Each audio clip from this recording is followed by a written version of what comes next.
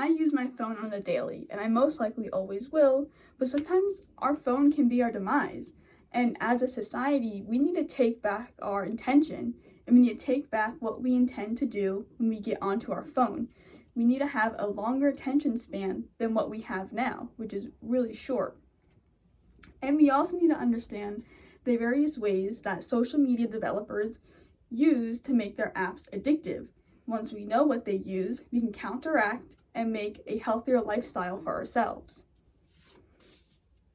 In an article published in 2019 by Holt International Business School, they have a addictive model. It's like a cycle, and it's called the Atari model. The A stands for attitude, the T stands for trigger, the A for action, R reward, and I for investment. So the A is all about personality, the data, the pictures, your interests, your opinions, all that are you takes into account so Instagram and Facebook can develop your timeline and your feed. And they can also implement ads that are based on your interests. And the trigger part, which is the T, is the notification to pull you back into their app. So it can be a bing, a little ping, any of that little noise to remind you that you need to get back onto their app. You need to go back. And for example, let's say I haven't posted on my Instagram for a long time. Instagram will send me a notification saying, oh, well, here's some people you might want to follow, some people you might know. That's just a tactic to get me back onto their app. And sometimes it does pull you back in. And the next one is action. So let's say I do go back onto the app. That is a successful trigger, and it can initiate the intended behavior, which starts the addictive process. So reward. So once I go onto the app and once I look at all the people that I might know, Instagram might be correct and I might know all of them, and it's a reward and I can follow all those people. Now, not every time you go on the app will be a reward, but most of the time it's the anticipation of reward. Someone you might follow might have a giveaway happening and you can enter. There might be some juicy gossip from a celebrity or a friend, a YouTuber, any of that. Or there might be some news that you want to catch up on.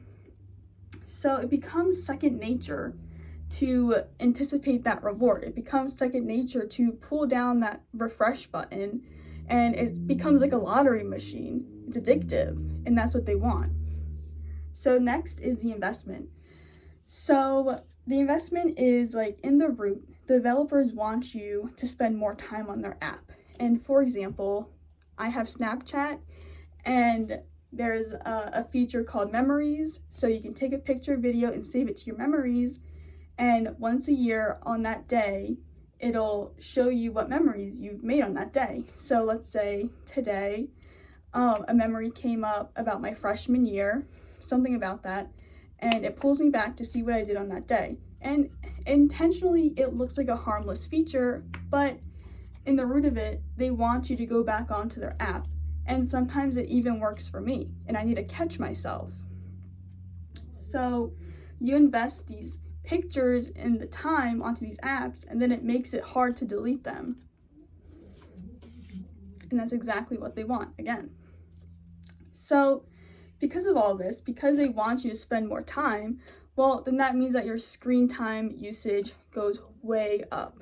So the student survey that I passed out showed that majority of the students that used social media apps had a higher screen time usage. And it makes sense because these developers want you to spend more time on their app, so your screen time is going to skyrocket. If your hours is around 3 to 4 is about average. 5 and above is above average, and that's not good. And then 3 and below is, what people should be at. But so social media giants in Silicon Valley, they have no responsibilities. They have no regulations. They can implement any persuasive feature that they want. And, they do it. For example, the Facebook like button, which was intended as harmless, but as more people got onto Facebook or Instagram, it became a source of validation for people. You know, the more likes you have, the more popular, the more liked you are. The less likes, well, are you really worth it? So it's kind of like skewed out of proportion that the like button is a validation button, really. And furthermore, there was a study from Preventative Medicine Report, and it shows that as screen time goes up, mental health really plummets. So the study was between like teenagers 14 to like 18 years old, and anxiety and depression was really heavy in the kids that had like 7+ hours on their phone. And it just shows that there's a strong correlation between a lot of, high usage and then low mental health.